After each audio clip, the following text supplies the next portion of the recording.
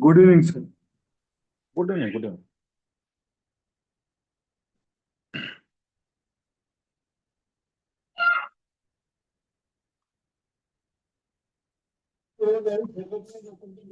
Good evening sir.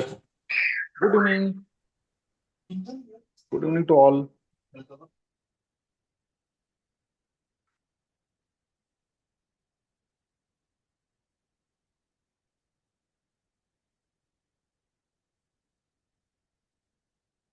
Good evening sir.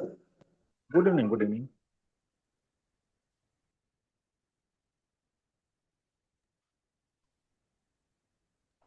चला तर आपण आज नव्या विषयाला या ठिकाणी सुरुवात करूया.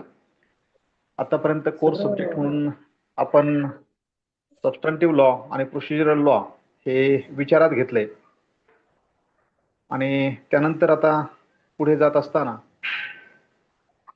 एक महत्वपूर्ण विषय आणि कायद्यांचा एक संग्रह म्हणून ज्या विषयाकडे आपल्याला बघता येईल तो म्हणजे फॅमिली लॉ. मग हा फॅमिली लॉ ज्या पद्धतीने विचारात घेतला जातो किंवा ज्या पद्धतीने प्रश्न तुम्हाला EIB-च्या परीक्षेमध्ये विचारले जातात, तर त्याचा धांडोळा घेत असताना ह्या फॅमिली लॉ मध्ये समाविष्ट होणारे विषय म्हणजे नेमके कायदे कोणकोणते आहेत त्या अगोदर विचारात घेऊया आणि मग त्यानंतर साधारणतः 5-6 अलीकडील ज्या काही प्रश्नपत्रिका आहेत त्यामध्ये विचारलेले प्रश्न ते नजरेखालून घालण्याचा प्रयत्न करूया की जेणेकरून फॅमिली लॉचा अभ्यास करत असताना आपल्याला काही गोष्टींवरती फोकस कशा पद्धतीने करायचा किंवा प्रश्न विचारण्याची पद्धत ही कशी आहे त्याचा एक अंदाज आपल्याला जो आहे तो घेता येईल. तर सुरुवातीला हे जाणून घेऊया की फॅमिली लॉ मध्ये नेमके कोणकोणते कायदे जे आहेत ते समाविष्ट केलेले आपल्याला बघायला मिळतात. तर हिंदू फॅमिली लॉ जर आपण विचारात घेतला तर त्याच्यामध्ये सर्वसाधारणपणे 4 कायद्यांचा समावेश होताना आपल्याला बघायला मिळतो.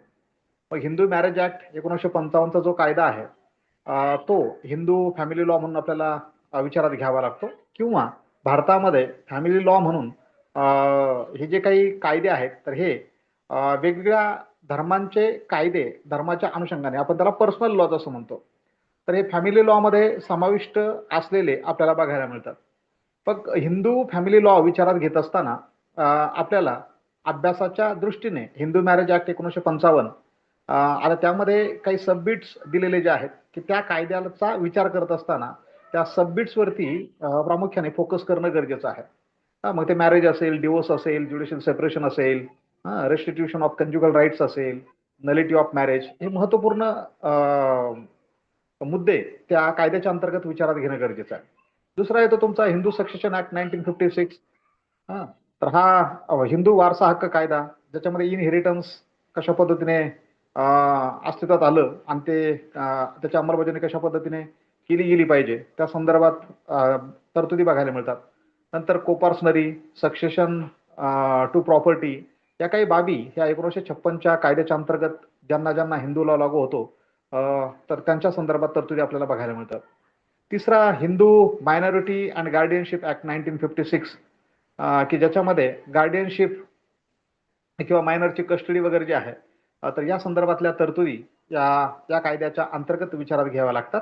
नंतर तुमचा Hindu adoption and maintenance act 1956 ज्यामध्ये दत्तक देणं दत्तक घेणं आणि त्याचबरोबर maintenance of wife, children, parents किंवा जे अवलंबित आहेत इतरांवरती अवलंबून असणारे आहेत तर त्यांचं मेंटेनन्स या संदर्भातल्या तरतुदी ह्या Hindu adoption and maintenance act 1956 म्हणजे हिंदू फॅमिली लॉ विचारात घेत असताना हे 4 कायदे या 4 कायद्यांचे बेर ऍक्ट हे तुमच्यासोबत परीक्षेला असणं गरजेचं आहे.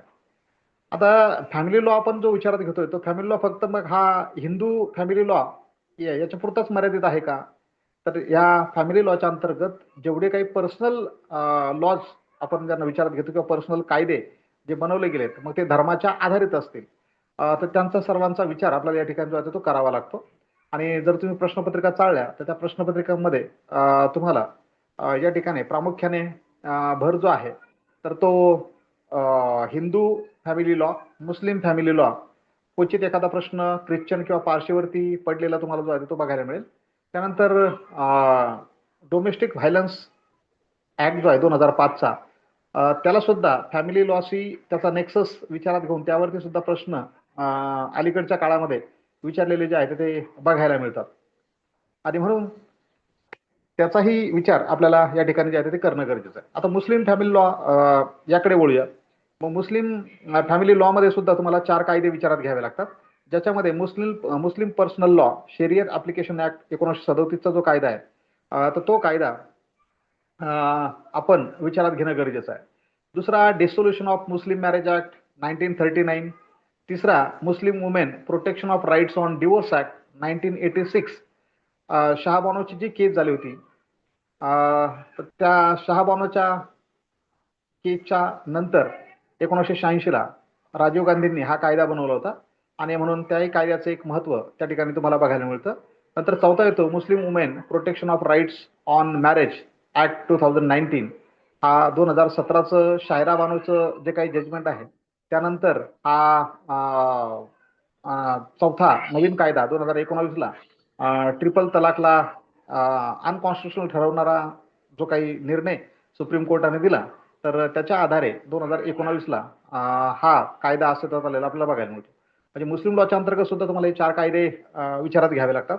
नंतर ख्रिश्चन फॅमिली लॉ मध्ये इंडियन ख्रिश्चन मॅरेज ऍक्ट 1872चा असेल किंवा डिवोर्स ऍक्ट 1869 असेल, हा सुद्धा फॅमिली लॉच्या अंतर्गत येणारा विषय म्हणून आपल्याला बघावा लागतो. नंतर पारसी फॅमिली लॉ, ज्याच्यामध्ये Parsi marriage and divorce act 1936 असेल, त्यावरती सुद्धा आपल्याला लक्ष देणं गरजेचं आहे. मग पुढे ज्याला आपण सेक्युलर म्हणतो किंवा इंटर रिलिजन फॅमिली लॉ म्हणतो, असा कोणता कायदा आहे की जो धर्मनिरपेक्ष स्वरूपाचा आहे किंवा वेगवेगळ्या धर्मांशी तो निगडीत आहे? तर जो सेक्युलर म्हणून आपण विचारात घेतो तो आहे स्पेशल मॅरेज ऍक्ट. या स्पेशल मॅरेज ऍक्ट खाली कुठल्याही पर्टिक्युलर धर्माच्या संस्कारांच्या अनुषंगाने विवाह जो आहे तो होत नाही, तर तो स्पेशल मॅरेज ऍक्ट या कायद्यामध्ये सांगितलेला आणि त्याला कुठल्याही धर्माचे संस्कार किंवा नियम हे लागत नसलेला कायदा म्हणून त्याला आपण विचारात घेतो. मग तो म्हणजे तुझा स्पेशल मॅरेज ऍक्ट 1954. यावरती सुद्धा प्रश्न तुमच्या प्रश्नपत्रिकेमध्ये तुम्हाला बघायला मिळतील. नंतर फॉरेन मॅरेज ऍक्ट 1969. या कायद्याच्या संदर्भात प्रश्न काही बघायला मिळाला नाही, पण हाही कायदा फॅमिली लॉ म्हणून तुम्हाला विचारात घ्यावा लागतो. त्यानंतर आता फॅमिली प्रोटेक्शन आणि मेंटेनन्स लॉज या अनुषंगाने जर विचारात घ्यायचं म्हटलं, तर आपण काही गोष्टींकडे जाणीवपूर्वक लक्ष देणं गरजेचं आहे की protection of women from domestic violence act 2005चा जो कायदा आहे, तर याही संदर्भात मागच्या प्रश्नपत्रिकेमध्ये साधारणतः 2 प्रश्न आणि त्या अगोदरच्या काही प्रश्नपत्रिकांमध्ये एक 2 प्रश्न या कायद्यावरती विचारलेले तुम्हाला बघायला मिळतील. मग आता काही विद्यार्थ्यांना या ठिकाणी हा प्रश्न पडतो की बाबा हा कायदा फॅमिली लॉच्या अंतर्गत येतो का, की ज्याचं कौटुंबिक हिंसाचारापासून महिलांचे संरक्षण असा हा कायदा आहे, मग त्याला कौटुंबिक कायद्यांच्या अंतर्गत विचारात घ्यायचं का? तर त्यावरती विचारलेले जे काही प्रश्न आहेत सेक्शन 31 किंवा आणखी ज्या तरतुदींवरती रिपीटेड प्रश्न जे आहेत ते विचारले जातात, तर त्या अनुषंगाने हा फॅमिली लॉ म्हणून विचारात घेतला गेलेला एक अलीकडच्या काळातील महत्वपूर्ण कायदा म्हणून तुम्हाला त्याचा विचार करता येईल. आता त्यानंतर तुमचा अगोदर जो क्रिमिनल प्रोसिजर कोड होता त्याच्यामध्ये सेक्शन 125 होतं की ज्यामध्ये मेंटेनन्सच्या संदर्भामध्ये बोललं गेलं. आता तो सीआरपीसी तुमचा रद्द झाला आणि म्हणून तुमचा भारतीय नागरिक सुरक्षा संहिता अस्तित्वात आला. मग जी सीआरपीसी मध्ये तरतूद होती ती तरतूद ही बीएनएसएस मध्ये जी आहे ती इनकॉर्पोरेट करण्यात आली आणि त्याच्याही माध्यमातून वाईफ असेल, चिल्ड्रन असेल, पॅरेंट्स असतील, तर त्यांना मेंटेनन्स या बीएनएसएसच्या अंतर्गत बघायला मिळतं आणि म्हणून फॅमिली लॉशी त्याचा नेक्सस असलेला जो आहे तो आपल्याला विचारात घेता येतो. त्यानंतर फॅमिली कोर्ट्स ऍक्ट 1984चा कायदा की फॅमिली मॅटर जे आहे ते सॉल्व्ह करण्याच्या अनुषंगाने स्पेशल फॅमिली कोर्ट स्थापन करावेत, यासाठी हा 1984चा कायदा त्या ठिकाणी अस्तित्वात आला. आणि मग हा 1984च्या कायद्यानुसार तुमचे जे काही ठराविक शहर आहेत किंवा मेट्रो सिटीज ज्या आहेत या ठिकाणी फॅमिली कोर्ट्स अस्तित्वात असले तुम्हाला बघायला मिळतात. ज्या ज्या ठिकाणी फॅमिली कोर्ट आहे तर त्या कोर्टाला फॅमिली मॅटर जे आहेत हँडल करण्याचा अधिकार, ज्युरिडिक्शन असलेलं बघायला मिळतं. जिथे फॅमिली कोर्ट आहे तर त्या ठिकाणी दुसऱ्या इतर कोणत्याही कोर्टामध्ये हे फॅमिली मॅटर दाखल केले जाणार नाहीत. तर त्यांचं स्पेशल ज्युरिडिक्शन हे या कोर्टानं दिलेलं या कायद्याच्या अंतर्गत बघायला मिळतं. त्यानंतर अडॉप्शन, चाइल्ड वेलफेअर आणि गार्डियनशिप ह्या हेड खाली जर आपल्याला विचारात घ्यायचं म्हटलं तर ते गार्डियन्स अँड वार्ड्स ऍक्ट 1890चा जो काही कायदा आहे, त्यानंतर juvenile justice care and protection of children act 2015, ही कायदे हे लहान मुलांच्या संदर्भात मग ते अडॉप्शन असेल, त्यांचं वेलफेअर आणि गार्डियनशिप असेल, या दृष्टीने महत्त्वपूर्ण असलेले आपल्याला बघायला मिळतात. आणि 8व्या हेड खाली आपल्याला सक्सेशन अँड इनहेरिटन्स, ज्यामध्ये इंडियन सक्सेशन ऍक्ट 1925 हा महत्त्वपूर्ण कायदा म्हणून जो आहे तो विचारात घेता येतो. आता ही वेगवेगळे जे काही कायदे आपण या ठिकाणी नजरेखालून जे घातले, तर ह्या कायद्यांनी कोणकोणते विषय कव्हर केलेत, तर प्रामुख्याने ज्याच्यामध्ये विवाह असेल, घटस्फोट असेल, ज्युडिशियल सेपरेशन असेल, लग्नाची रद्द बातलता नलिटी असेल, त्यानंतर पालनपोषणाच्या अनुषंगाने आपण मेंटेनन्स ज्याला म्हणतो, अडॉप्शन असेल, गार्डियनशिप अँड कस्टडी असेल, सक्सेशन अँड इनहेरिटन्स असेल, त्यानंतर मॅट्रिमोनियल प्रॉपर्टी असेल, domestic violence, family court procedure असेल, किंवा rights of women and children within family relationships, म्हणजे एवढे जे सर्व विषय या वेगवेगळ्या फॅमिली लॉने या ठिकाणी कव्हर केलेले आपल्याला बघायला मिळतात. आता एवढा सगळा हा पसारा तुमच्या फॅमिली लॉच्या अंतर्गत असलेला आपल्याला बघायला मिळतो. तरी प्रामुख्याने यापैकी काही ठराविक कायद्यांवरती फोकस केला गेलेला परीक्षेच्या दृष्टीने आपल्याला जो आहे तो बघायला मिळतो. तर शेवटी प्रश्न विचारणारी अथॉरिटी जी आहे तर तुमची AIB आहे. आणि मग यावेळेला ह्याही कायद्यांवरती प्रश्न विचारले जाणार नाहीत असं आपण ठामपणे जे आहे ते म्हणू शकत नाही. ते डिपेंड करतं त्या अथॉरिटीला कोणत्या वेळेला कोणत्या कायद्यांवरती काय प्रश्न विचारावेत, त्यांचं डिस्क्रिप्शन हे त्यांच्याकडे असलेलं आपल्याला बघायला मिळतं.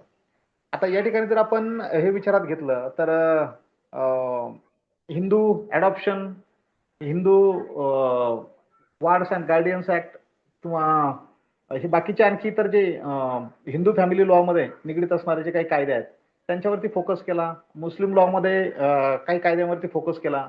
पारसी असेल किंवा ख्रिश्चन असेल, क्वचित एखादा प्रश्न त्यावरती विचारलेला बघायला मिळतो. डोमेस्टिक व्हायलन्स आहे त्याच्यावरती प्रश्न विचारले गेलेत.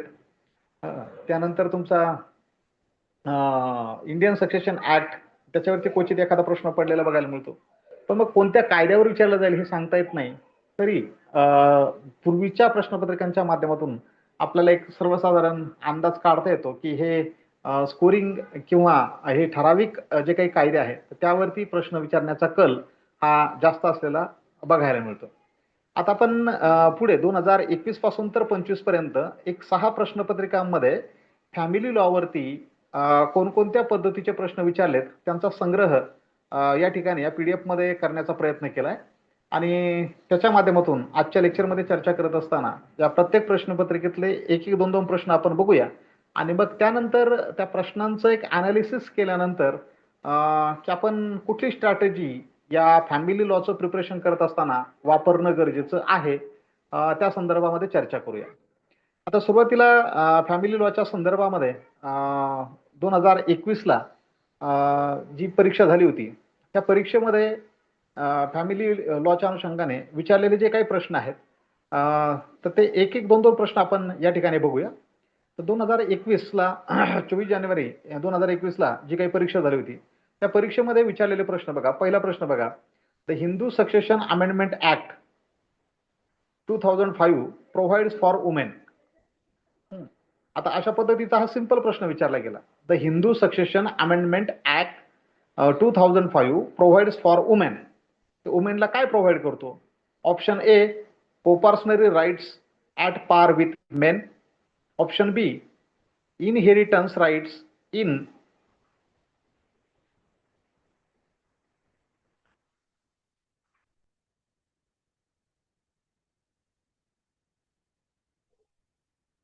Hello, am I audible? Yes, sir. Yes, sir. Okay okay okay. आता ह्या पहिल्या प्रश्नाला जे काही ऑप्शन दिले गेलेत की पहिला ऑप्शन होता कोपर्सनरी राईट्स. या कायद्याच्या दुरुस्तीच्या माध्यमातून स्त्रियांना कोपर्सनरी राईट पुरुषाबरोबर जो आहे तो मिळाला. Option B, inheritance rights in agricultural land from her parents at par with her brother. तिला तिच्या भावाबरोबरीने जे काही ॲग्रिकल्चरल लँड आहे तर त्या ॲग्रिकल्चरल लँडमध्ये वारसा हक्क प्राप्त झाला. आणि ऑप्शन सी की inheritance of the self acquired agricultural land of her deceased husband. या कायद्याच्या माध्यमातून की तिच्या नवऱ्याने स्वकमाईतून मिळवलेली जी काही मालमत्ता आहे तर त्या मालमत्तेमध्ये तिला वारसा हक्क प्राप्त झाला. आणि ऑप्शन डी होतं की ऑल ऑफ द अबोव. आता याचं उत्तर तुम्हाला त्या ठिकाणी दिलं गेलं की 2005च्या या हिंदू सक्सेशन ऍक्टमध्ये केली गेलेली दुरुस्ती त्याच्या माध्यमातून तिला हे वरील ऑप्शन तिन्हीमध्ये सांगितलेले जे काय अधिकार आहेत ते तिन्ही प्राप्त झाले. आणि म्हणून योग्य उत्तर जे आहे तर ते ऑल ऑफ दीज. तर त्याचं स्पष्टीकरण बघा काय दिलं. तर सेक्शन 6 जो आहे हिंदू सक्सेशन ऍक्टचा की त्याच्या माध्यमातून डिव्होल्युशन ऑफ इंटरेस्ट इन कोपर्सनरी प्रॉपर्टी हा जो सेक्शन आहे तर तो 2005च्या कायद्याने त्या ठिकाणी त्याला काय केलं ती पुष्टी जोडली गेली म्हणजे त्याच्यामध्ये दुरुस्ती केली गेली. आणि वर जे काही ऑप्शनमध्ये दिले गेलेले जे राईट्स आहेत तर हे राईट्स या अमेंडमेंटच्या माध्यमातून स्त्रियांना 2005 नंतर जे आहे ते मिळायला सुरुवात झालेली आपल्याला बघायला मिळते. आणि म्हणून या ठिकाणी ऑप्शन डी हे करेक्ट असलेलं जे आहे ते आपल्याला विचारात घ्यावं लागतं. आता दुसरा जो प्रश्न आहे की section 25 of Hindu marriage act provides for. हिंदू विवाह कायद्याचं सेक्शन 25 कशासाठी देण्यात आलं. तर त्याचे options custody of the children, option B permanent alimony and maintenance, option C maintenance pendente lite आणि option D that division of matrimonial property. तर हे सेक्शन 25 कशा संदर्भात बघायला मिळतं आपल्याला तर ते परमनंट ॲल्युमिनी अँड मेंटेनन्स. तर या संदर्भात हे तरतूद आपल्याला बघायला मिळते. आणि म्हणून असे डायरेक्ट सेक्शन बेस्ड क्वेश्चन सुद्धा तुम्हाला या परीक्षेमध्ये जे आहे ते विचारले जातात. काही ऍप्लिकेशन बेस आहेत, काही मॅच द पियर स्वरूपाचे आहेत, काही असर्शन रिझन स्वरूपाचे आहेत. तशा वेगवेगळ्या स्वरूपाचे प्रश्न या ठिकाणी विचारलेले आपल्याला बघायला मिळतात. आता पुढे जाऊया. हे दोन प्रश्न या पहिल्या प्रश्नपत्रिकेतले बघितल्यानंतर पुढच्या प्रश्नपत्रिकेकडे जाऊया. 2021चीच 31 ऑक्टोबर 2021 ला झालेली जी काही परीक्षा आहे तर त्या परीक्षेमध्ये विचारलेले प्रश्न कशा स्वरूपाचे होते तर ते जाणून घेण्याचा प्रयत्न करूया. त्यातला पहिला जो प्रश्न होता the Hindu marriage act 1955 dash dash dash petition in which a decree of restitution of conjugal rights has been passed to apply to the court for a decree for divorce by showing that there has been no restitution of conjugal rights as between parties of marriage for a period of 1 year or upwards after passing of the decree. आता या प्रश्नामध्ये तुम्हाला पुन्हा Hindu marriage act हा या ठिकाणी विचारला गेला आणि त्या अनुषंगाने त्या ठिकाणी जी रिकामी जागा सोडली तर त्या रिकाम्या जागेसाठीचे जे ऑप्शन्स आहेत तर ते 4 ऑप्शन्स तुम्हाला या ठिकाणी दिले गेलेत. पहिलं ऑप्शन बघा does not permit any party to that petition. Option B does not permit the party against whom the petition in which. पुढे गाळलेली जागा भरल्यानंतर बाकीचे शब्द तुम्हाला व्यवस्था येतील.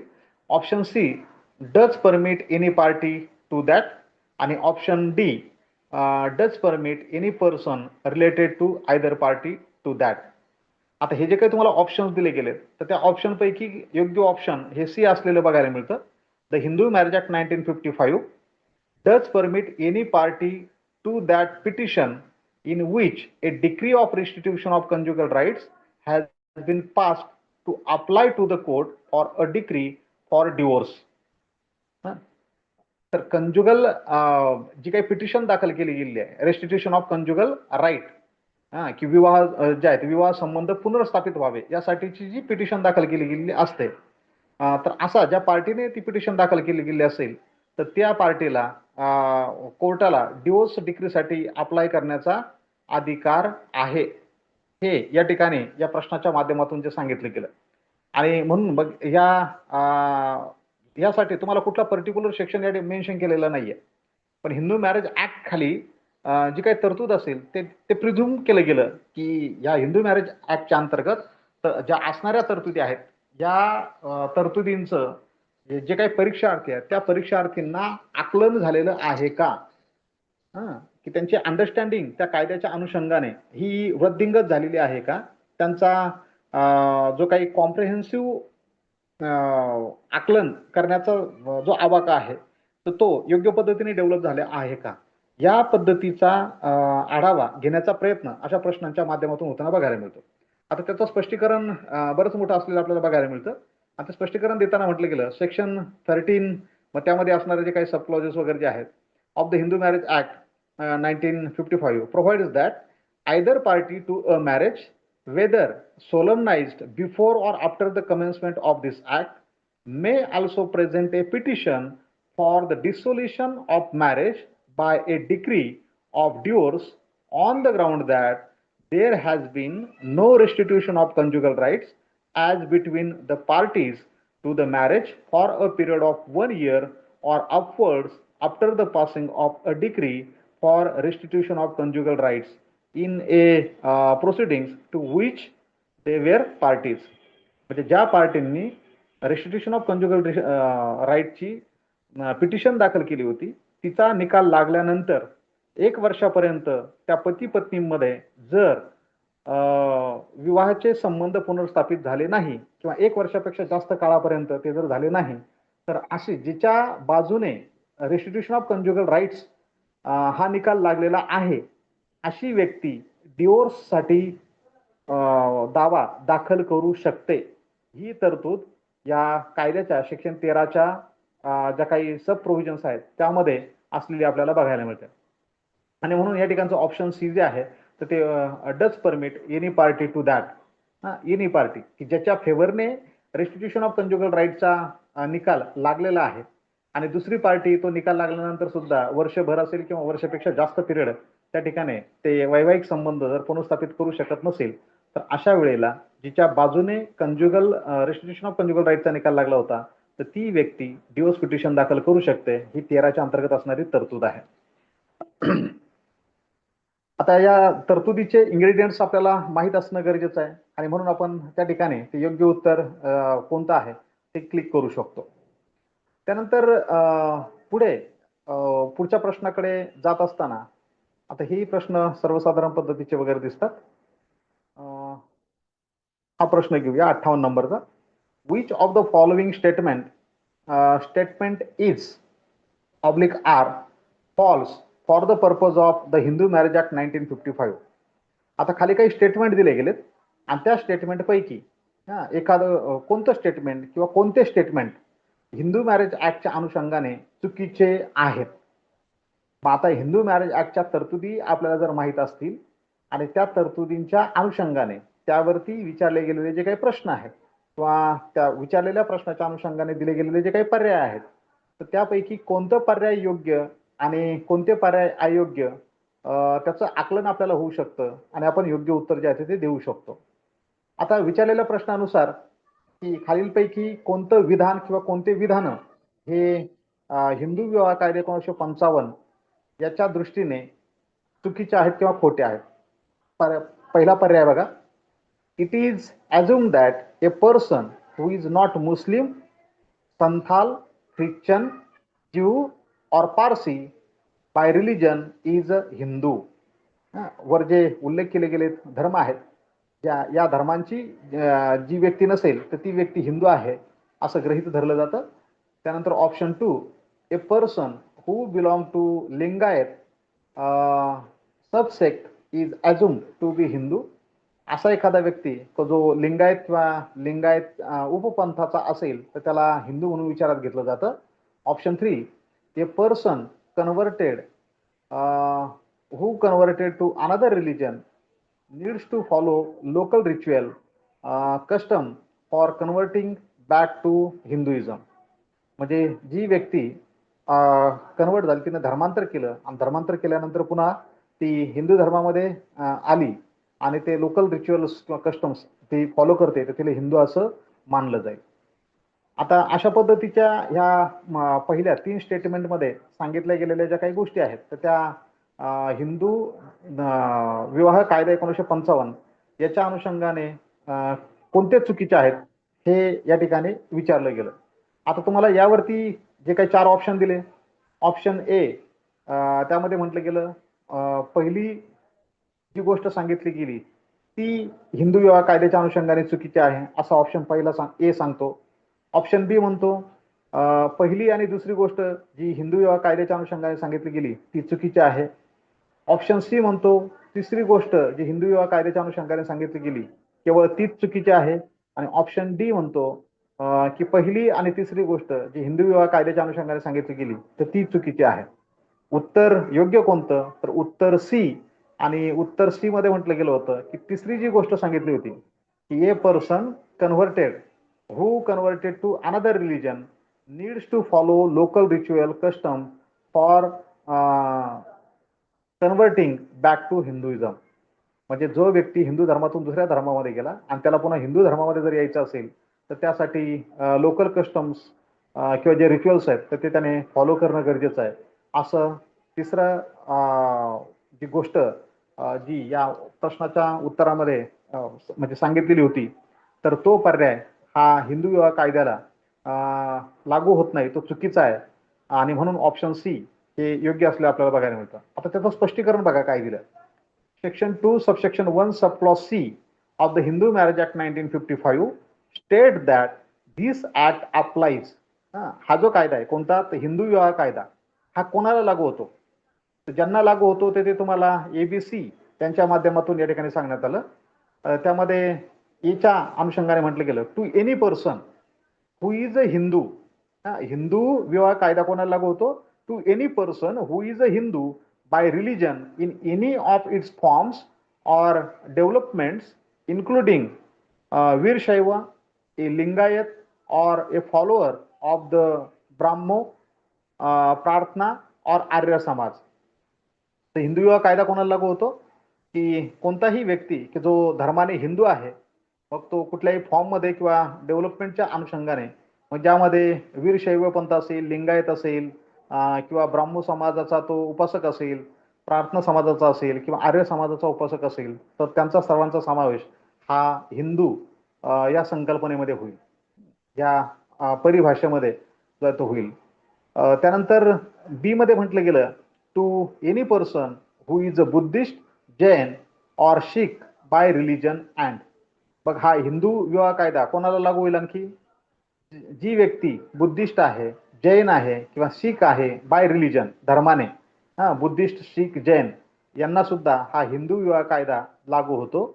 आणि सबक्लॉज सीच्या माध्यमातून म्हटलं टू एनी अदर पर्सन, वर जे सांगितले त्यांच्या व्यतिरिक्त to any other person domiciled in the territories to which this act extends who is not a Muslim, Christian, Parsi or Jew by religion unless it is proved that any such person would not have been governed by the Hindu law or by any custom or usage as part of that law in respect of any of the matter dealt with herein if this act had not first been passed.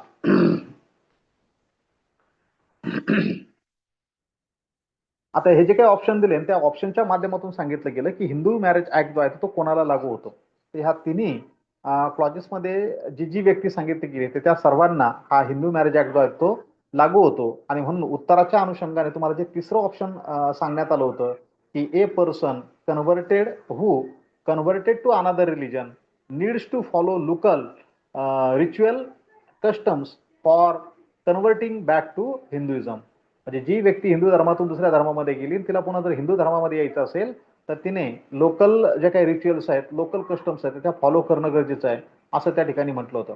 पण section 2 subsection 1 sub clause C याच्यामध्ये Hindu marriage act कोणाला लागू होईल हे सांगत असताना या ऑप्शनमध्ये सांगितलेली गोष्ट आपल्याला त्या section 2 subsection 1 sub clause C मध्ये कुठेही बघायला मिळत नाही. आणि म्हणून पण बाकीच्या ज्या पहिली आणि दुसरी जी गोष्ट आहे ती या सेक्शन 2 मध्ये सांगितलेल्या व्याख्येच्या अनुषंगाने आपल्याला त्या बघायला मिळतात. आणि म्हणून तिसऱ्या ऑप्शन मधली गोष्ट त्या ठिकाणी ज्या ती बघायला मिळत नाही, आणि म्हणून हिंदू विवाह कायद्याच्या अनुषंगाने ती चुकीची असलेली बघायला मिळते. आता पुढे पुढच्या प्रश्नपत्रिकेतील प्रश्न जे आहेत ते बघूया. यामधला दुसरा प्रश्न बघूया. 2023 ची प्रश्नपत्रिका 76 नंबरचा प्रश्न जो आहे, which of the following is generally not considered as A valid condition for Hindu marriage as per the Hindu marriage act 1955. आता आपण जेवढे काही प्रश्न या ठिकाणी बघतोय तर भर हा प्रत्येक प्रश्नपत्रिकेमध्ये हिंदू मॅरेज ऍक्ट वरती जास्त असलेला बघायला मिळतोय. म्हणून 1955चा हिंदू मॅरेज ऍक्ट हा अभ्यासणं गरजेचं आहे, कारण त्याच्यावरती रिपीट प्रश्न जे आहेत ते पडतात. प्रत्येक वेळेला पडणारे प्रश्न जरी ठराविक सेक्शनवरती नसले पण वेगवेगळ्या संकल्पनांवरती असलेले हे आपल्याला विचारात घ्यावे लागतात. आणि म्हणून 76 नंबरचा जो प्रश्न आहे तर त्या प्रश्नामध्ये जे म्हटलं गेलं की which of the following is generally not considered as a valid condition. ज्या ठिकाणी नॉट हा शब्द आलेला आहे तो नीट लक्षात घेणं गरजेचं आहे. Which of the following is generally not considered as A valid condition for Hindu marriage as per the Hindu marriage act 1955. मग खालीलपैकी कोणती कंडिशन जी आहे तर ती व्हॅलिड कंडिशन मानली गेलेली नाही. Option A, the parties should not have a spouse living at the time of the marriage. तर ते पार्टीला लग्नाच्या वेळेला कुठला जोडीदार जो आहे तो अस्तित्वात नसावा, म्हणजे तिचा विवाह झालेला जो आहे तो नसावा व्यक्तीचा. Option B, the parties should be within the degree of prohibited relation. आता ऑप्शन दुसरं काय म्हणतं, लग्नासाठी जे इच्छुक जे उमेदवार आहेत, the parties should be within the degrees of prohibited relationship. म्हणजे प्रोहिबिटेड रिलेशनशिप जी आहे, प्रतिबंधित केले गेलेले जे काही नातेसंबंध आहे तर त्या डिग्री मधले असावेत असं ऑप्शन बी म्हणतो. त्यानंतर ऑप्शन सी बघा, the parties should not be सपिंडा of each other. विवाहासाठी हिंदू मॅरेज ऍक्टच्या अंतर्गत असणाऱ्या ज्या काही पार्टी आहे तर त्या सपिंडा नसाव्यात, अशा पद्धतीचा एक क्रायटेरिया आहे का. नंतर option D, the party should not be suffering from epilepsy. ती पार्टी जी आहेत अशा ह्या महारोगानं किंवा अशा दुर्धर आजाराने जे आहे ती सफर झालेली नसावी. मग आता हिंदू मॅरेज ऍक्टच्या अंतर्गत अशा पद्धतीचे ग्राउंड्स आपल्याला बघायला मिळतात का, तर या ठिकाणचं उत्तर ऑप्शन बी हे असलेलं बघायला मिळतं. कारण हिंदू मॅरेज ऍक्टच्या अंतर्गत सांगितलं गेलं की प्रोहिबिटेड डिग्रीज जे काही रिलेशनशिप आहे तर त्या प्रोहिबिटेड डिग्रीच्या रिलेशनशिप मधल्या व्यक्तींना एकमेकाशी लग्न करता येणार नाही, कारण त्या ठिकाणी त्या ठराविक नात्यांमध्ये लग्न प्रतिबंधित केलेलं कायद्याच्या माध्यमातून आपल्याला बघायला मिळतं. आणि म्हणून ती कंडिशन या हिंदू मॅरेज ऍक्टला लागू होत नाही. त्या दृष्टीने ती व्हॅलिड कंडिशन म्हणून जी आहे ती विचारात घेतली जात नाही, त्या दृष्टीने ती इनव्हॅलिड आहे. आणि म्हणून ऑप्शन बी हे त्या ठिकाणी योग्य असले आपल्याला बघायला मिळतं. आता एक्सप्लेनेशन खूप मोठं आहे, ते वाचण्यात मी वेळ दवडत नाही, आपण पुढे जाऊया.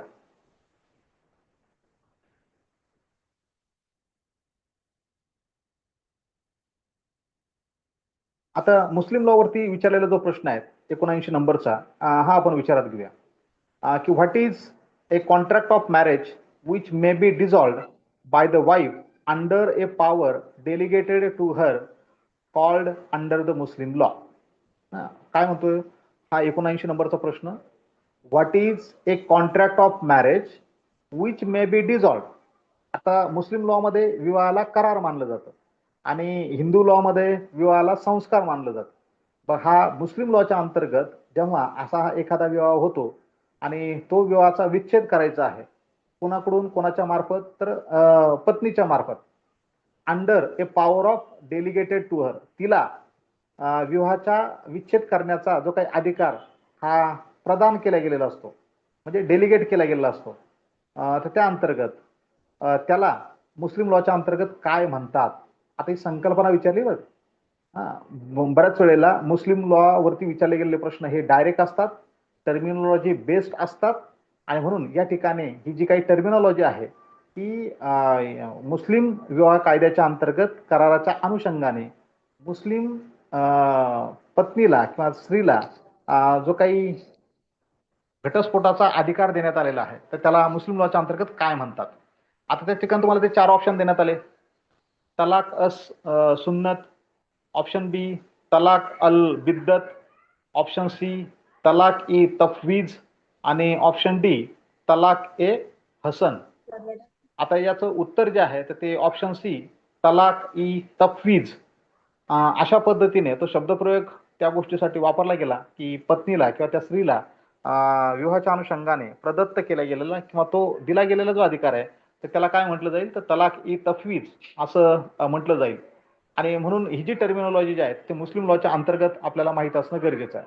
आता या ठिकाणी जे 4 ऑप्शन तुम्हाला बघायला मिळतात तर त्या प्रत्येक 4ही शब्दांचे अर्थ हे आपल्याला माहित असले पाहिजेत, कारण मुस्लिम लॉवरती विचारलेले प्रश्न हे शक्यतो अशा पद्धतीने या टर्मिनॉलॉजीशी निगडीत किंवा डायरेक्ट तरतुदीशी निगडीत असणारे हे बघायला मिळतात.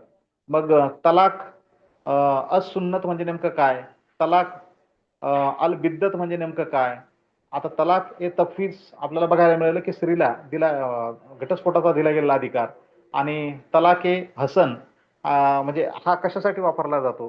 हे काही अरेबिक वर्ड्स आहेत आणि मग हे अरेबिक टर्मिनॉलॉजी त्यांचा नेमका अर्थ काय होतो या अनुषंगाने सुद्धा प्रश्न हे मुस्लिम लॉवरती या आय बी मध्ये विचारले जातात. आता पुढच्या प्रश्नपत्रिकेकडे जाऊया. 2023 ची जी प्रश्नपत्रिका आहे त्यामध्ये विचारलेले जे प्रश्न आहेत यातील एक प्रश्न आपण घेऊया.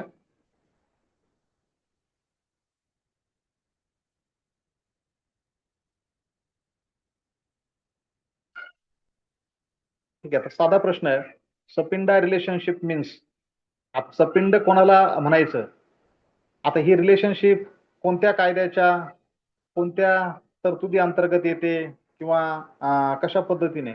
आता हे बघत असताना तुम्हाला जे काही 4 ऑप्शन दिले, सपिंडा रिलेशनशिप मीन्स म्हणजे नेमकं काय. तर ऑप्शन ए 3rd जनरेशन मदर किंवा 7th जनरेशन फादर हे सपिंडामध्ये येतात का.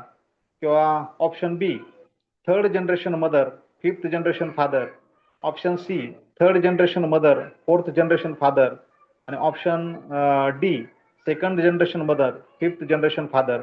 तर ऑप्शन बी हे सपिंडा रिलेशनशिपच्या अनुषंगाने 3rd जनरेशन मदर आणि 5th जनरेशन फादर हे जे आहेत हे सपिंडा रिलेशनशिप आहे असं आपल्याला बघायला मिळतं. आता स्पष्टीकरण बघा की according to section 3 subclause F subclause 1 of the Hindu Marriage Act, a Sapanda relationship extends to the 3rd generation, inclusive of the 3rd generation in the line of descent through the mother, and the 5th generation inclusive of the 5th generation in the line of descent through the father with respect to any person.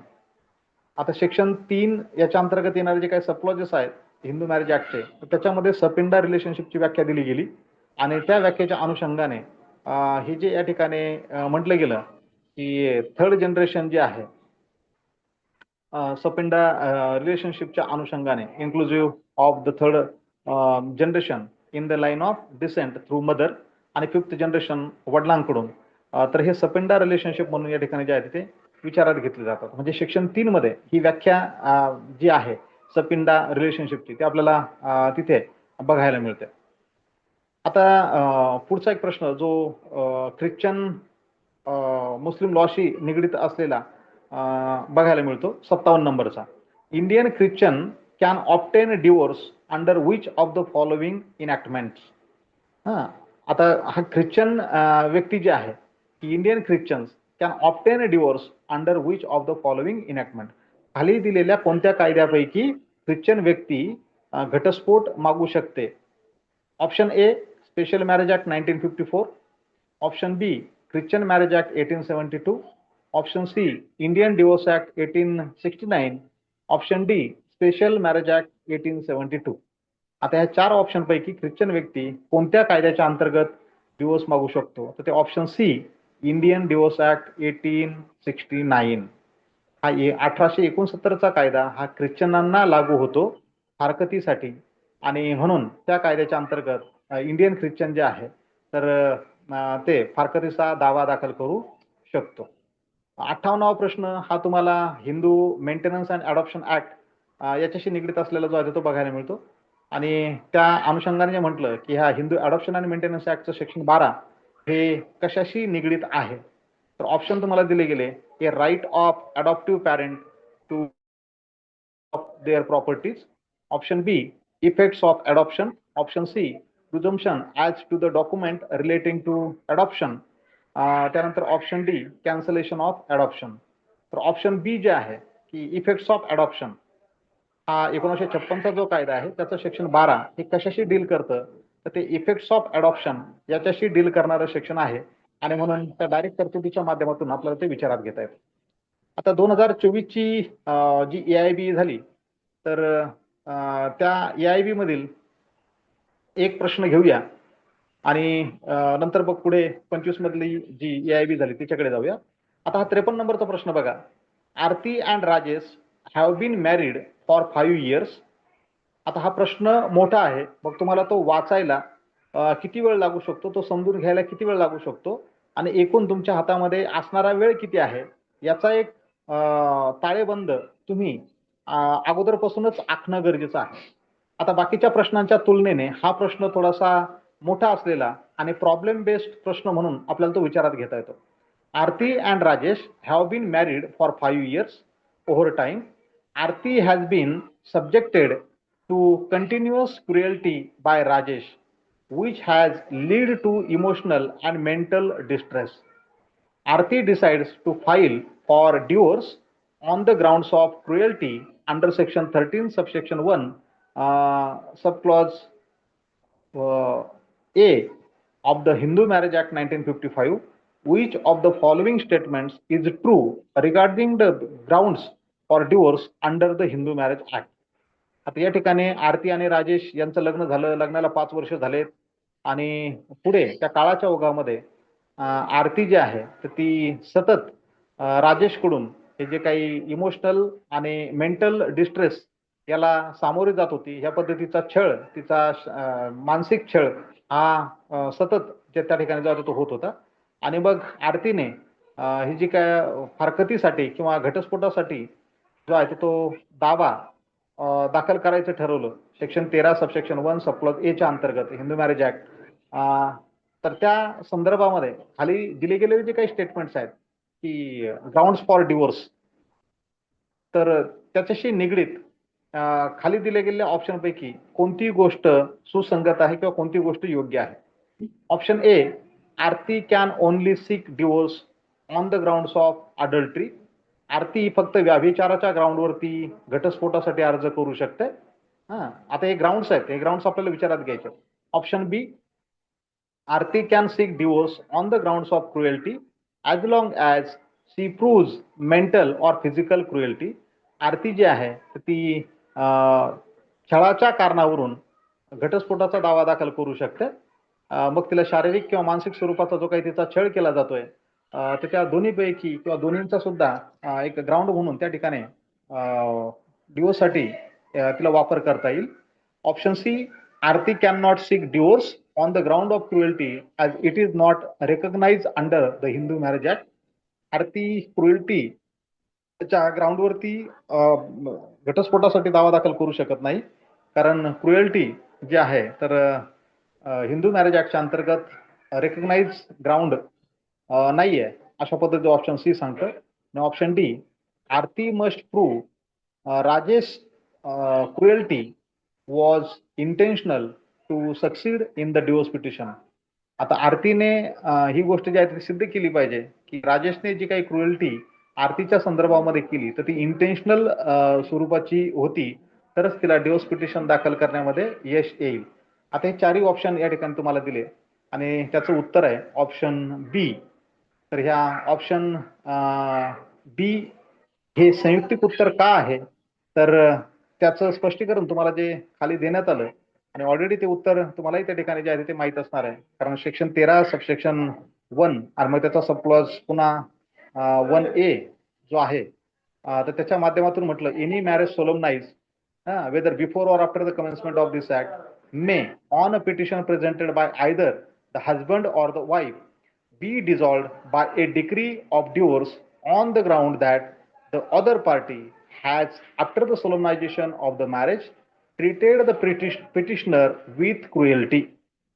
Cruelty can be physical or mental, and it refers to behavior that causes harm or suffering to the spouse. आता बाकीचं आणखी ते स्पष्टीकरण वाचण्याची त्या ठिकाणी काही गरज नाहीये. तर याच्या माध्यमातून जी पार्टी अशा शारीरिक किंवा मानसिक स्वरूपाच्या छळाला सामोरी जात असेल तर त्या पार्टीला हा फारकतीचा दावा दाखल करण्याचा अधिकार या कायद्याच्या section 13 subsection 1 sub clause 1A याच्या अंतर्गत असलेला जो आहे तो आपल्याला बघायला मिळतो. तर अशा पद्धतीचे हे प्रश्न या ठिकाणी तुम्हाला विचारात घेता येतील. आता 2025 मध्ये तो प्रश्न त्या AIB मध्ये कशा पद्धतीने विचारले गेले आपण थोडंसं तिकडे वळूया. आता या ठिकाणी तुम्हाला एक मॅच द पियर्स या स्वरूपाचा सुद्धा प्रश्न हा 2024 ला विचारलेला जो आहे तो बघायला मिळतो. ठीक आहे, त्याला आपण स्किप करून पुढे जाऊया. त्या 2025 च्या परीक्षेमध्ये विचारलेले जे प्रश्न आहेत तर एक दोन प्रश्न या ठिकाणी बघूया आणि बघ बाकीच्या गोष्टींकडे आपण वळूया.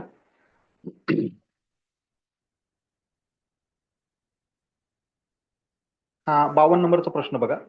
Given below are two statements, one labelled as assertion and the other labelled as reason. तर या ठिकाणीचे दोन स्टेटमेंट आहेत ज्यांच्या संदर्भात आपण असर्शन आणि रिझन काय आहे याची बरीचशी चर्चा कालच्या लेक्चरमध्ये केलेली आहे. तर या ठिकाणी असर्शन ए जे आहे, under the Hindu succession act 1956 a daughter in a joint Hindu family governed by Mitakshara law become a coparcener by birth in her own right just like a son. आता मिताक्षरा लॉच्या अंतर्गत हिंदू सक्सेशन ऍक्ट जो आहे तर जी मुलगी आहे हिंदू जॉईंट फॅमिली मधली तर ती मुलगी मिताक्षरा लॉच्या अनुषंगाने कोपार्सनर बनते बाय बर्थ, जन्मानेच ती पुरुष सदस्याच्या बरोबरीने मिताक्षरा लॉच्या अंतर्गत हिंदू जॉईंट फॅमिलीमध्ये कोपार्सनर असलेली बघायला मिळते असं असर्शन आहे. आता रिझन काय दिलं बघा. This provision grants daughter the same rights, liabilities and disabilities in co-personal property as those of sons. ही जी तरतूद आहे तर मुलीला मुलाच्या बरोबरीने राईट्स, लायबिलिटीज आणि डिसॅबिलिटीज कोपर्सनल प्रॉपर्टीमध्ये समान पद्धतीने देते. अशा पद्धतीचं हे रिझन या ठिकाणी दिले गेलं. आता पुढे म्हटलं गेलं in the context of the above assertion and reason under the Hindu Succession Act 1956, which one of the following is correct? हा 1956 चा हिंदू सक्सेशन ऍक्ट विचारात घेत असताना वर जे काही तुम्हाला दोन स्टेटमेंट आहे की असर्शन आणि रिझन दिलं गेलं तर त्यांना विचारात घेतल्यानंतर खाली दिलेल्या ऑप्शन पैकी कोणतं योग्य उत्तर त्याला लागू होतं. तर option A, both A and R are true and R is the correct explanation of A. म्हणजे assertion आणि reason दोन्ही खरे आहेत आणि R जे रिझन आहे तर ते assertionचं खरं स्पष्टीकरण आहे असं ऑप्शन ए म्हणतो. Option B, both A and R are true but R is not the correct explanation of A. Option B म्हणतो की assertion आणि रिझन दोन्ही खरे आहेत पण जे काही रिझन assertionला दिलं गेलं तर ते चुकीचं आहे, ते खोटं आहे. Option C, A is true but R is false. Option D, A is false but R is true. अशा पद्धतीचे चार ऑप्शन तुम्हाला दिलेत आणि मग योग्य उत्तर काय. योग्य उत्तर जे आहे ते ऑप्शन ए की ज्यामध्ये म्हटलं गेलं होतं both A and R are true and R is the correct explanation of A. तर जे रिझन आहे तर ते असर्शनचं योग्य पद्धतीचं स्पष्टीकरण आहे असं या ठिकाणी जे म्हटलं गेलं त्याला लागू होतो या 1956 च्या कायद्याचा सेक्शन 6 आणि त्याच्यामध्ये 2005 ला झालेली जी काही अमेंडमेंट आहे तर त्या अमेंडमेंटच्या माध्यमातून मिताक्षरा लॉच्या अंतर्गत डॉटरला कोपार्सनर म्हणून हिंदू जॉईंट फॅमिलीच्या अनुषंगाने कोपार्सनर म्हणून विचारात घेतलं गेलं आणि म्हणून तिला मुलाबरोबरचे जे काही राईट्स, लायबिलिटीज आणि डिसॅबिलिटीज आहे तर त्या सर्व लागू होताना बघायला मिळतात आणि म्हणून या ठिकाणी ऑप्शन ए जे आहे तर हे बरोबर असलेलं आपल्याला बघायला मिळतं. ठीक आहे, आता बाकीचे आणखी प्रश्न मी ती चर्चा करण्यात वेळ न दवडता आपण पुढे जाऊया की ही वेगवेगळ्या पद्धतीची प्रश्न आपण बघितल्यानंतर आपल्याला नेमकं या माध्यमातून काय आकलन होतं.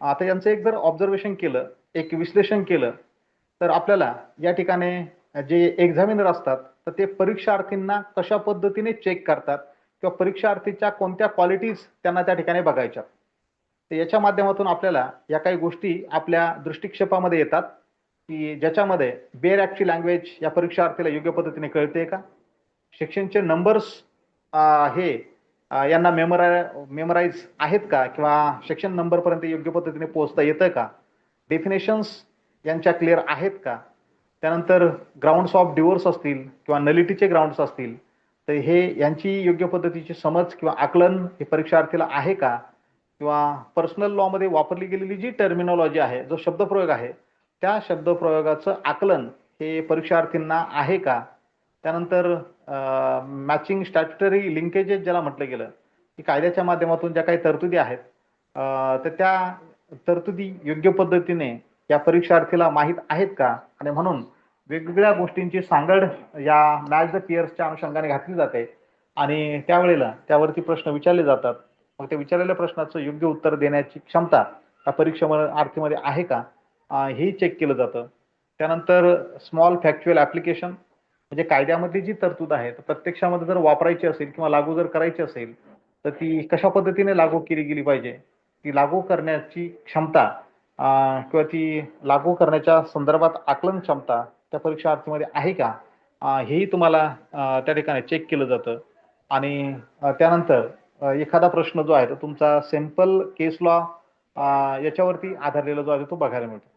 म्हणजे एकूणच हे जे काही प्रश्न आपण बघितले या प्रश्नांच्या माध्यमातून आपण त्या निष्कर्षापर्यंत येतो की जो एक्झामिनर आहे त्या एक्झामिनरला तुमच्यामध्ये ह्या गोष्टी या विषयाच्या अनुषंगाने म्हणजे फॅमिली लॉच्या अनुषंगाने शोधायच्या असतात आणि म्हणून तुम्हाला हे वेगवेगळ्या स्वरूपाचे प्रश्न त्या ठिकाणी जे आहेत ते विचारले जातात. आता हे वेगवेगळ्या पद्धतीचे विचारले गेलेले जे काही प्रश्न आहे तर त्या प्रश्नांना आपण सामोरं कसं जायचं किंवा ते प्रश्न आपण समजून कसे घ्यायचे किंवा त्या संदर्भातली तयारी कशा पद्धतीने करायची, तर समजा काही प्रश्न हे सेक्शन बेस्ड असलेले आपल्याला बघायला मिळतात. बरेचसे प्रश्न हे डायरेक्ट सेक्शन बेस्ड की सेक्शनच्या इंग्रेडियंट्स वरती विचारलेले किंवा सेक्शनशी डायरेक्ट सेक्शनचा संदर्भ देऊन त्यावरती विचारलेले तुम्हाला बघायला मिळतात.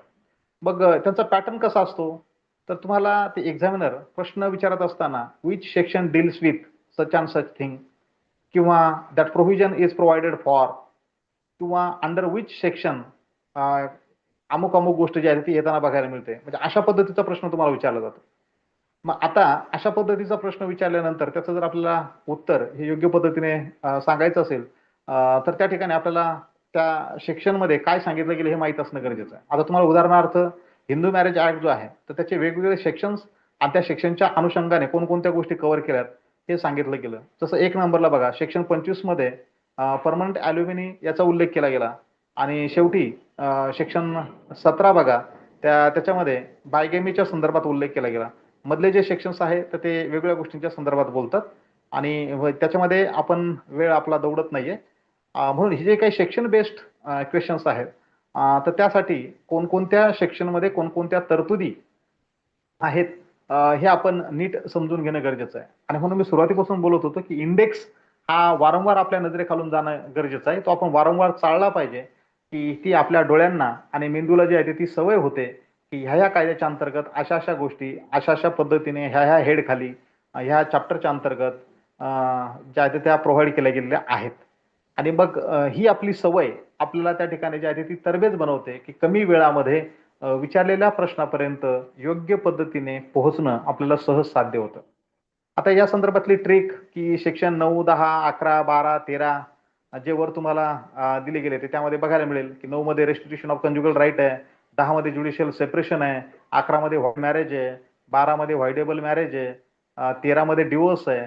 तर अशा पद्धतीने जर समजा तुम्ही नजरेखालून जर हे घालत गेलात तर त्या गोष्टी ऑटोमॅटिक तुमच्या मेंदूला ज्या आहेत त्या त्यांची सवय होते आणि त्यामध्ये त्या साठलेल्या ज्या आहेत त्या बघायला मिळतील. मग हे सेक्शन आणि टॉपिक हे जर तुम्ही नजरेखालून जर घातलेत तर तुमच्या बुद्धिमत्तेनुसार तुम्ही ते पाठांतर करायचं का की केवळ फक्त नजरेखालून घालायचे त्याचा स्वतःचा निर्णय तुम्ही घेऊ शकता. त्यानंतर दुसरा केस लॉ बेस्ड जे काही क्वेश्चन्स असतात तर ते प्रश्न विचारत असताना त्या ठिकाणी ते तुम्हाला डीप रेशिओमध्ये प्रश्न विचारले जात नाहीत. मग प्रश्न विचारत असताना त्या ठिकाणी ते वन लाईन प्रिन्सिपल असेल, किंवा त्या केसमध्ये फेमस जी काही होल्डिंग केली गेली त्याच्यावर विचारलं जाऊ शकतं, किंवा कुठली संकल्पना त्या केसच्या संदर्भात जी आहे ती लिंक केलेली असू शकते. आता उदाहरण बघा, की तुमची शायरा बानोची जी केस आहे तर ती कशा संदर्भात आहे, तर ती ट्रिपल तलाकच्या संदर्भात आहे. किंवा तुमची गायत्री बजाजची जी काही केस आहे तर ते वेलफेअर ऑफ चाइल्ड याच्या संदर्भात असणारी आहे. त्यानंतर तुमची सीसी अंमलची जी काही केस आहे तर ते मेंटेनन्स राईट्स ओव्हरराईड ॲग्रीमेंट त्या संदर्भात असलेली बघायला मिळते. मग हे जे काही केस लॉ जे आहे तर ते केस लॉ तुम्हाला खूप खोलामध्ये जाऊन विचारली जात नाही, तर ते प्रिन्सिपल बेस्ड थोडक्यामध्ये रेशिओ काय आहे, कोणत्या तरतुदीशी निगडीत आहे, कोणतं प्रिन्सिपल लेट डाऊन केलं या अनुषंगाने विचारले जातात. आणि म्हणून तशा पद्धतीने आपण केस लॉ सुद्धा नजरेखालून घालणं गरजेचं आहे. मग काही गोष्टी आपण मेमराईज करू शकतो का, तर केसचं जे काही शीर्षक आहे ते आणि त्या केसच्या अनुषंगाने लेट डाऊन केलं गेलेलं प्रिन्सिपल. जसं शहाबानो हे मुस्लिम वुमेनचा मेंटेनन्सचा राईट त्या संदर्भात बघायला मिळतं. शायरा बानो हे ट्रिपल तलाकच्या संदर्भात आपल्याला बघायला मिळतं. गीता हरिहरन दत्तक या संदर्भामध्ये ते बघायला मिळतं. तर तुम्ही म्हणजे फुल फॅक्ट ज्या आहेत त्या वाचणं किंवा पाठ करणं गरजेचं आहे. पण कोणती केस कोणत्या मुद्द्याशी निगडीत आहे हे जरी तुम्ही नजरेखालून घातलं तर त्यामुळे तुम्हाला उत्तरापर्यंत पोहोचणं हे सहज साध्य होणार आहे. आता तिसरा प्रश्न विचारण्याचा जो काही पॅटर्न आहे तर तो असर्शन रिझन बेस्ड, म्हणजे जे आपण आता रिसेंटमध्ये जो प्रश्न बघितला त्या अनुषंगाने, की असर्शन आणि रिझन अशा पद्धतीचा प्रश्न असतो. आणि हा प्रामुख्याने कशावर आधारलेला असतो, तर तो कन्सेप्च्युअल कन्सेप्च्युअल असलेला हा आपल्याला बघायला मिळतो. मग अशा पद्धतीने हा असर्शन आणि रिझन जर तो प्रश्न आला तर आता त्यासाठी आपण कोणती युक्ती वापरू शकतो, तर सुरुवातीला आपण हे अगोदर चेक केलं पाहिजे की इज असर्शन लिगली करेक्ट. जे असर्शन आहे ते कायदेशीर दृष्ट्या योग्य आहे का, हे अगोदर आपण चेक केलं पाहिजे, हे अगोदर बघितलं पाहिजे. दुसरी कोणती गोष्ट चेक केली पाहिजे, इज रिझन लिगली करेक्ट. म्हणजे दोन्ही गोष्टी, रिझन लिगली करेक्ट आहे का किंवा असर्शन लिगली करेक्ट आहे का हे बघणं गरजेचं आहे. Does reason explain assertion. जे काही रिझन दिलं गेलं तर ते रिझन खऱ्या प्रमाणामध्ये असर्शनचं स्पष्टीकरण देतं का, हे 3 प्रश्न. म्हणजे जेव्हा असर्शन आणि रिझन बेस्ड प्रश्न विचारला जातो तर त्यावेळेला ह्या 3 गोष्टी आपण अगोदर ज्या आहेत त्या चेक केल्या पाहिजे. काय, ह्या दोन्ही गोष्टी, असर्शन लिगली करेक्ट आहे का, रिझन लिगली करेक्ट आहे का, आणि रिझन असर्शनचं योग्य पद्धतीचं एक्सप्लेनेशन देतं का, या 3 गोष्टी जर चेक केल्या तर तुम्हाला त्या ठिकाणी त्या उत्तरापर्यंत पोहोचणं हे सोपं होणार आहे. आणि मग बऱ्याच वेळेला तुम्हाला जे विचारलं जातं की बोथ आर ट्रू आणि रिझन एक्सप्लेन द असर्शन, तर अशा वेळेला हे जे काही प्रश्न आहेत तर कशावर विचारले जाऊ शकतात, तर ते कोपर्सनल राईटवरती विचारले जाऊ शकतात, डोमेस्टिक व्हायलन्सवर विचारले जाऊ शकतात, मेंटेनन्स असेल, सक्सेशन असेल, किंवा या व्यतिरिक्त आणखी एखादी संकल्पना असू शकते त्यावरती सुद्धा ते विचारले जाऊ शकतात. म्हणून असर्शन आणि रिझन हे मोस्टली कन्सेप्च्युअल गोष्टींवरती विचारले जाणारा प्रश्न आहेत. हे आपण या ठिकाणी लक्षात घेणं गरजेचं आहे. त्यानंतर मॅचिंग क्वेश्चन्स जे आहेत तर ते सुद्धा विचारले जातात. मग याच्या माध्यमातून एक्झामिनर काय जाणू इच्छित असतो, तर हे मॅच द पियर्स किंवा मॅचिंग क्वेश्चन जे आहेत तर बऱ्याच वेळेला सेक्शन दिले जातात, त्या सेक्शनच्या पुढे तरतूद दिली जाते, किंवा केसेस दिल्या जातात, किंवा लिगल कन्सेप्ट दिल्या जातात, किंवा अरेबिक टर्म, म्हणजे यापैकी काहीही दिलं जाईल आणि मग त्यांची मॅच म्हणजे त्यांना योग्य ठिकाणी जुळवणं या संदर्भात तो प्रश्न तुम्हाला विचारला जाऊ शकतो.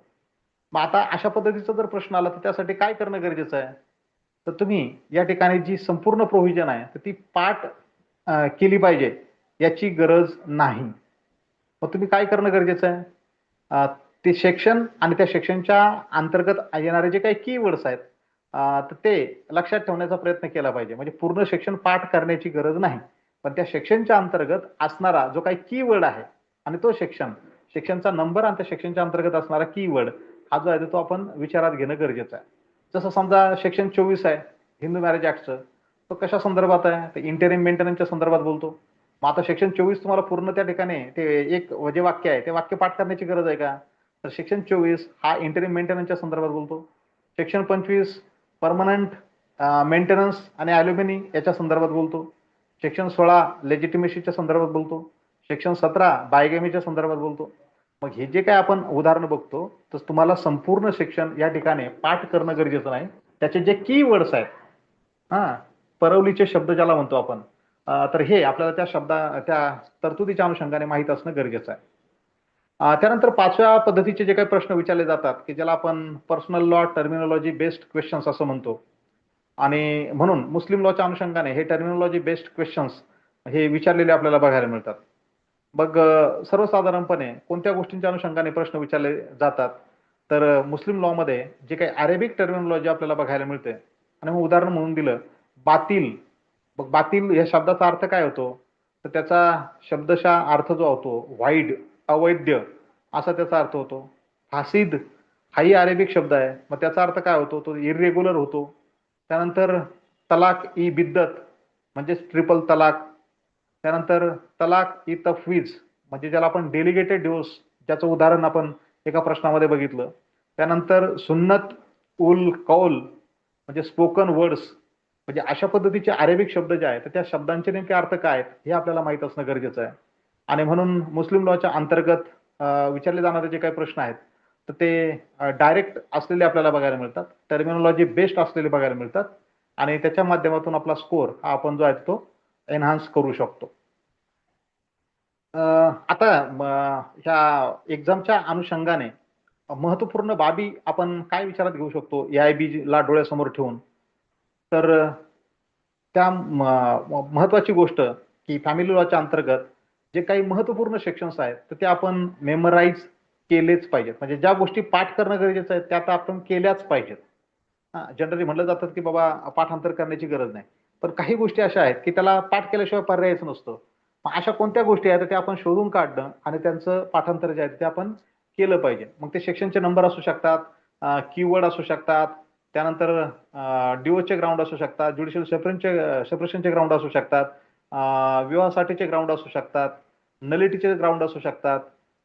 ते वेगवेगळ्या ज्या काही गोष्टी आहेत तर त्या आपण नजरेखालून घालणं, पाठ करणं गरजेचं आहे. त्यानंतर टाइम पिरियड्स, की काही वेगवेगळ्या गोष्टींसाठी कालमर्यादा ही घातलेली बघायला मिळते. मग ती कालमर्यादा जी आहे ते आपल्याला माहीत असणं गरजेचं आहे. त्यानंतर दुसरी जी काही महत्वाची गोष्ट आहे तर आपण टेबलच्या माध्यमातून म्हणजे चार्ट, काही गोष्टींमधला आपल्याला फरक जर समजून घ्यायचा असेल तर त्यांचा कंपॅरेटिव्ह स्टडी करणं गरजेचं आहे. जसं मी जर म्हणालो की हा ग्लास पाण्याने अर्धा भरलेला आहे, तर त्याचाच अर्थ दुसरा असा सुद्धा होतो की तो ग्लास अर्धा रिकामा आहे. ही कंपॅरेटिव्ह स्टडी जी आहे तर आपण ही टेबलच्या तक्त्याच्या माध्यमातून जर केली तर त्याच्यामुळे ती संकल्पना समजणं जे आहे ते सोपं जात असतं. तुलनात्मक अभ्यास हा नेहमीच फायदेशीर ठरत असतो, आणि म्हणून ती एक ट्रिक तुम्हाला त्या ठिकाणी वापरता येईल. त्यानंतर चौथं एक जे ट्रिक तुम्हाला या ठिकाणी यूज करता येईल तर ते टाइम पिरियड जो आहे तो तुम्ही रिमेंबर केला पाहिजे. आता टाइम पिरियड रिमेंबर करणं म्हणजे नेमकं काय की कायद्यामध्ये काही गोष्टींच्या संदर्भामध्ये म्हणजे वर्ष, महिने, एज लिमिट किंवा इम्प्रिझनमेंट पिरियड ह्या गोष्टी काही आकड्यामध्ये सांगितलेल्या तुम्हाला बघायला मिळतात. मग आकड्यामध्ये सांगितलं म्हणजे तो टाइम पिरियड त्या ठिकाणी जो आहे तो मेन्शन केलेला आहे, तर तो टाइम पिरियड आपल्याला त्या ठिकाणी विचारात घेणं गरजेचं आहे. म्हणजे एखादा व्यक्ती 7 वर्ष अननोन आहे तर त्याला मृत घोषित केलं जाईल, हे आपण त्या ठिकाणी जे आहे ते विचारात घेतो. त्यानंतर आताच आपण रेस्टिट्यूशन ऑफ कंज्युगल राईट्स याच्या संदर्भातली डिक्रीचा त्या ठिकाणी विचार केला. मग रेस्टिट्यूशन ऑफ कंज्युगल राईट्स ही डिक्री जर पास केली गेली असेल आणि ते डिक्री पास केल्यानंतर जो विरोधी स्पाऊस आहे तर तो स्पाऊस ज्याच्या बाजूने कंज्युगल राईटचा निकाल लागला त्या व्यक्तीकडे जर वैवाहिक संबंध पुनर्स्थापित करत नसेल तर ते 1 वर्ष झालं किंवा 1 वर्षापेक्षा जास्त काळ झाला तर ज्याच्या बाजूने निकाल लागला त्या व्यक्तीला डिवोर्स पिटिशन दाखल करता येते. मग आता डिवोर्स पिटिशन दाखल करण्यासाठी कालमर्यादा काय सांगितली, कमीत कमी 1 वर्ष, म्हणजे त्या 1 वर्षापर्यंत जर ते विवाहाचे संबंध पुनर्स्थापित झाले नाही तर त्या 1 वर्षानंतर त्याला पिटिशन जे आहे ते दाखल करता येईल. अशा पद्धतीचे जे काही कालमर्यादा सांगितलेली आहे तर ती सुद्धा आपल्याला माहित असणं गरजेचं आहे. त्यानंतर आता प्रॅक्टिकल इलिमिनेशन मेथड जी आहे तर ती तुम्ही वापरू शकता. आता प्रॅक्टिकल इलिमिनेशन मेथड म्हणजे नेमकं काय? म्हणजे तुम्हाला दोन ऑप्शन दिले गेले आणि ते दोन्ही ऑप्शन ऍबसर्ड आहेत. ऍबसर्ड म्हणजे संदिग्धता किंवा गोंधळ निर्माण करणारे आहेत. त्यापैकी म्हणजे त्यापैकी एक जे आहे तर ते पार्शियली करेक्ट आहे, म्हणजे अर्ध करेक्ट आहे. आणि तिसरी गोष्ट या ठिकाणी लक्षात घ्यायची, one is exact bare act language. हा, म्हणजे आता तुम्हाला हा जर फॉर्म्युला तुम्ही जर त्या ठिकाणी विचारात घेतला, म्हणजे चार पैकी दोन पर्यंत तुम्ही पोहोचलात आणि ते दोन कसे आहेत, थोडा संभ्रम निर्माण करणारे आहेत. त्यानंतर त्या दोन पासून तुम्ही एकापर्यंत आलात, मग तो दुसरा दुसरा जो आहे तो काय, पार्शियली करेक्ट, म्हणजे तो अर्धा योग्य आहे आणि अर्धा आपल्याला त्या बाबतीत संभ्रम आहे. आणि मग त्यानंतर तुमच्याकडे खाली जे ऑप्शन राहतं की बेअर मध्ये वापरलेली लँग्वेज एक्झॅक्ट कोणत्या ऑप्शनला लागू होते, तर ते ऑप्शन तुमचं योग्य असलेलं तुम्हाला बघायला मिळतं. म्हणजे तुम्ही तुमचे जे काही पर्याय आहेत तर ते पर्याय या ठिकाणी कमी कमी करत योग्य उत्तरापर्यंत पोहोचू शकता. तर ते करण्यासाठी तुम्हाला ही प्रॅक्टिस इलिमिनेशन मेथड जी आहे तर ती वापरता येईल. त्यानंतर पाचवा मुद्दा किंवा पाचवी टीप आपल्याला या संदर्भात जी घेता येईल की तुम्ही बेरॅकची जी काही लँग्वेज आहे तर त्यावरती फोकस केला पाहिजे. प्रामुख्याने जे काही कायदे या ठिकाणी वारंवार किंवा रिपीटेडली विचारले जातात, मग तो हिंदू मॅरेज ऍक्ट असेल, हिंदू सक्सेशन ऍक्ट असेल, किंवा तुमचा Hindu adoption and maintenance act असेल, किंवा डोमेस्टिक व्हायलन्स ऍक्ट असेल, किंवा मुस्लिम मॅरेज ऍक्ट असेल, तर यांच्या बेर ऍक्टची जी काही लँग्वेज आहे तर ती आपण योग्य पद्धतीने वाचणं, नजरेखालून घालणं जे आहे ते गरजेचं आहे. त्यानंतर तुम्ही जे काही इतर कायदे आहेत, म्हणजे छोटे छोटे जे कायदे आहेत, ते छोटे कायदे जे आहेत ते दुर्लक्ष करून चालणार नाही. मग त्यांचे बेर ऍक्ट आपण हे सोबत ठेवणं गरजेचं आहे. कारण कारण तुम्ही जर म्हटलात की या ठिकाणी आतापर्यंत फक्त मोठ्याच कायद्यांवरती प्रश्न विचारले गेले आणि छोट्या कायद्यांवरती विचारले गेले नाही, आणि म्हणून ते छोटे बेर ऍक्ट आपण घेऊन जायचे नाहीत, कदाचित असं पण होऊ शकतं की या वेळेला तुमच्या छोट्या बेर ऍक्ट वरतीच प्रश्न विचारले जातील आणि मग तुम्ही हाताने ती चूक या ठिकाणी करता कामा नये. आपल्याकडे असलेलं बरं, नसल्यापेक्षा असलेलं केव्हाही चांगलं. आणि म्हणून जे काही छोटे छोटे बेअर ऍक्ट असतील, की फॅमिली कोर्ट ऍक्ट असेल, त्यानंतर गार्डियन्स अँड वार्ड्स ऍक्ट असेल, किंवा तुमचा prohibition of child marriage act असेल, म्हणजे जे जे काही बेअर ऍक्ट तुम्हाला फॅमिली लॉच्या अंतर्गत सांगितले गेले ते सगळे बेअर ऍक्ट तुम्ही सोबत ठेवणं गरजेचं आहे. आणि मग त्या कायद्याच्या अनुषंगाने जर प्रश्न विचारला गेला तर तो तुम्हाला त्या बेअर ऍक्टच्या माध्यमातून सापडणं हे सोपं जाणार आहे. तर ह्या 6 टिप्स सर्वसाधारणपणे फॅमिली लॉच्या अनुषंगाने तुम्ही या ठिकाणी त्या विचारात घेऊन फॅमिली लॉवरती विचारलेले जे काही प्रश्न आहेत त्याला योग्य पद्धतीने सामोरं जाऊ शकता. आता अभ्यास करत असताना फॅमिली लॉचा, तर तुम्ही साधारणपणे ही जी काही ऑर्डर तुम्हाला दिली गेली, सुरुवातीला तुम्ही हिंदू मॅरेज ऍक्ट असेल, त्यानंतर Hindu succession, Hindu adoption and maintenance act, त्यानंतर तुमचा मुस्लिम लॉ, मुस्लिम लॉ मधले महत्वपूर्ण जे काही कायदे आहेत ते, त्यानंतर domestic violence, special marriage act, guardianship and custody law, आणि त्यानंतर महत्वपूर्ण असणाऱ्या ज्या काही केसेस, लँडमार्क केसेस, ह्या सगळ्या नजरेखालून घालणं जे आहे ते गरजेचं आहे. आणि मग एवढी सगळी चर्चा केल्यानंतर आपण एका निष्कर्षापर्यंत पोहोचतो की हा अभ्यास करत असताना नेमक्या कोणत्या गोष्टीवरती फोकस केलं पाहिजे. तर आपण सेक्शन्स जे आहेत तर त्यावरती फोकस केलं पाहिजे. त्या सेक्शन मधले कीवर्ड्स जे आहेत त्या कीवर्ड्स वरती फोकस केला पाहिजे. त्यानंतर जो टाइम पिरियड म्हटलं गेलं, की शिक्षा सांगितली गेली असेल, एखादी गोष्ट पूर्ण करण्यासाठी ठराविक कालावधी पूर्ण होणं अपेक्षित असेल, तर तो टाइम पिरियड हा सुद्धा आपण विचारात घेणं गरजेचं आहे. आणि ह्या सगळ्या तरतुदींचा होणारा कायदेशीर परिणाम म्हणजेच लिगल इफेक्ट, म्हणजे सेक्शन, कीवर्ड, टाइम पिरियड आणि लिगल इफेक्ट, हा फॉर्म्युला जर आपण या ठिकाणी विचारात घेतला तर आपल्याला ह्या फॅमिली लॉवरती विचारले गेलेले जे काही प्रश्न आहेत तर ते चांगल्या पद्धतीने सोडवता येऊ शकतात. कारण याचा अभ्यासक्रम व्हास्ट आहे आणि म्हणून प्रत्येकच गोष्ट वाचली जाणं हे या ठिकाणी शक्य नाही. पण त्यापैकी निवडक काय करता येईल, हा, जसा राजहंस निरक्षीर न्यायाने वागण्याचा प्रयत्न करत असतो, म्हणजे दुधातून राजहंस दारू बाजूला करत असतो, बरोबर ना? ठीक आहे, जे काही करत असेल ते, तर त्या पद्धतीने तुम्ही फापट पसाऱ्यातून नेमकं काय आहे तिथपर्यंत पोहोचण्याचा प्रयत्न हा करणं गरजेचं आहे. तर त्यासाठी या काही गोष्टी जर तुम्ही फॉलो केल्या तर तुम्हाला या बाकीच्या गोष्टी सहज साध्य होतील. आता या फॅमिली लॉच्या अनुषंगाने तुम्हाला लँडमार्क काही केसेस वेगवेगळ्या मुद्द्यांवरती, वेगवेगळ्या कायद्यांवरती देण्याचा प्रयत्न या ठिकाणी केलेला आहे. आणि एकूणच फॅमिली लॉच्या संदर्भामध्ये ही आजची चर्चा आपण या ठिकाणी जी आहे ती घडून आणलेली आहे. आजचं लेक्चर आपण या ठिकाणी थांबवतोय. कोणाच्या काही शंका असतील तर तुम्ही विचारू शकता.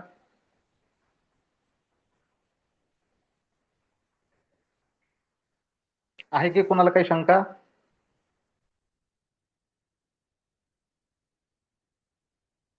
नाही आहेत sir.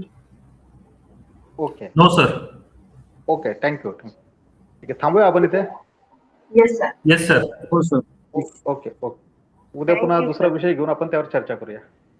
Okay, Yes, sir. Thank you. Good night to all of you. Good night sir. Good night. Good night. Good night. See you again.